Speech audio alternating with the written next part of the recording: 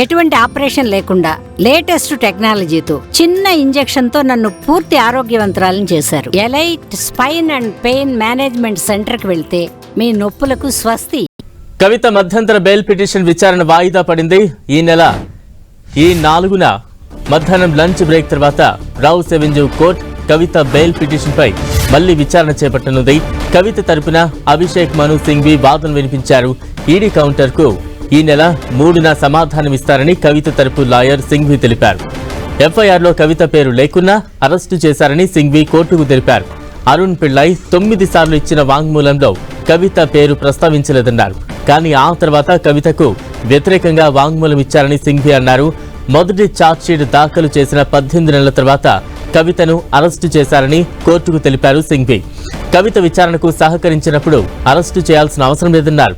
Case దర్యాప్తునకు కవిత సహకరిస్తున్నారని, case దర్యాప్తు సమయంలో 3 సార్లు ఈడీ విచారణకు హాజరైనట్లు తెలిపారు న్యాయవాది సింఘ్వి.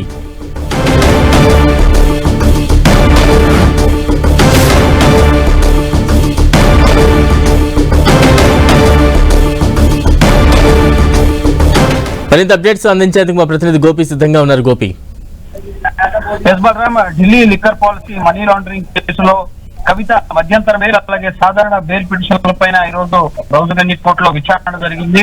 కవిత తరపు సీనియర్ న్యాయవాది అభిషేక్ మను సింఘ్వి వాదనలు వినిపించడం జరిగింది.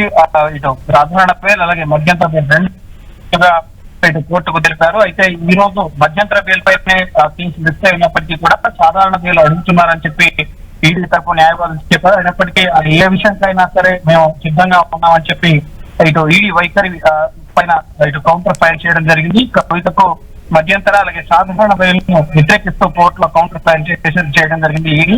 అయితే ఈ కౌంటర్ పైన కోర్టులోనే విచారణ సందర్భంగానే ఈ కౌంటర్ ఫైల్ చేయడంతో దీనిపైన రిజాయింట్ దాఖలు చేయడానికి సమయం కోరారు కవిత తరపు న్యాయవాదులు.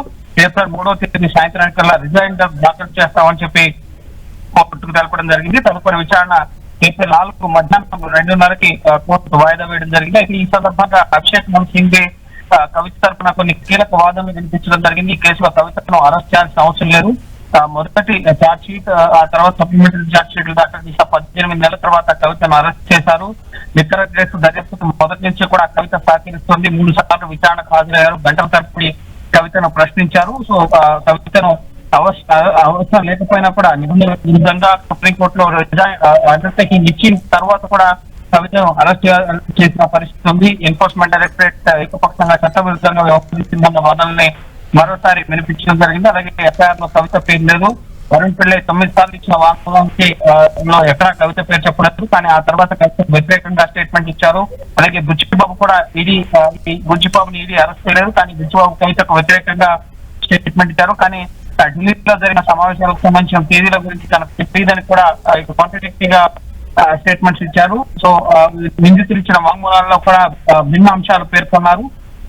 సో ఈ కేసు దర్యాప్తుకు సంబంధించి మొదటి నుంచి కూడా కవిత సహకరిస్తున్నారు కాబట్టి అలాగే సమాజంలో గుర్తింపున్న మహిళగా కూడా చూడాలి.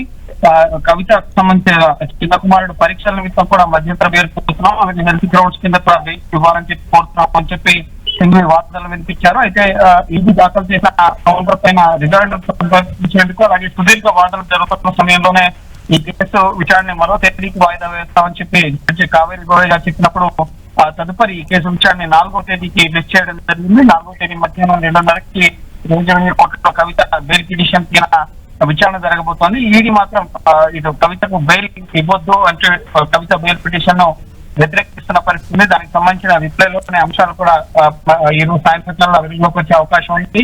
కవిత బయటకు వస్తే ఈ కేసు దర్యాప్తు పైన ప్రభావం పడుతుంది. అలాగే సాక్షులను నిందితులను ప్రభావితం చేసే అవకాశం ఉంది. రాజకీయంగా ఇన్ఫ్లుయెన్స్ చేయగల వ్యక్తి. అలాగే ఈ కేసులో కవిత చాలా కీలక పథకదారిగా ఉంది. సౌత్ గ్రూప్ నుంచి 100 కోట్ల ముడుపుల్ని ఆమ్ ఆద్మీ పార్టీ విజయనాథ్ ద్వారా అందజేశారన్న అంశాలను కూడా ఈ రిప్లైలో ఈడీ ఫైట్ చేసినట్లుగా తెలుస్తోంది. సో ఈడీ అయితే కవితకు మధ్యంతర బెయిల్ అలాగే రెగ్యులర్ బెయిల్ సాధారణ బెయిల్ రెండింటినీ కూడా వ్యతిరేకిస్తున్న పరిస్థితి ఉంది. అయితే కోర్టు ముందు ఈ కేసు విచారణ 4వ తేదీ మిస్ అయింది కాబట్టి సో ఈడీ కౌంటర్ కి ఎటువంటి రిజాయిండర్ కవిత తరపు న్యాయవాదిని ఫైల్ చేస్తారు. అలాగే కవిత తరపు న్యాయవాదుల అభ్యర్థాన్ని కోర్టు పరిగణలోకి తీసుకుని కవితకు మధ్యంతర బెయిల్ ఇస్తుందా లేదా అనేది ఏప్రిల్ 4వ తేదీనే ఎదుర్కోబోతోంది. అలాగే కవితకు జైల్లో కల్పించాల్సిన వస్తువులకు సంబంధించి కూడా కోర్టు ఈ రోజు కొన్ని అంశాలని అనుమతించడం జరిగింది. జైల్లో కవితకు ఇంటి భోజనం అలాగే పుస్తకాలతో పాటుగా 10 పుస్తకాలని కవిత అడిగినట్లుగా తెలుస్తుంది. అలాగే మెడిటేషన్ చేసుకోవడానికి జపమాల, అలాగే ఒక స్పోర్ట్స్ షూ కూడా రౌజుగంజ్ కోర్టు ఈ రోజు అనుమతించడం జరిగింది. Right, thank you Gopi.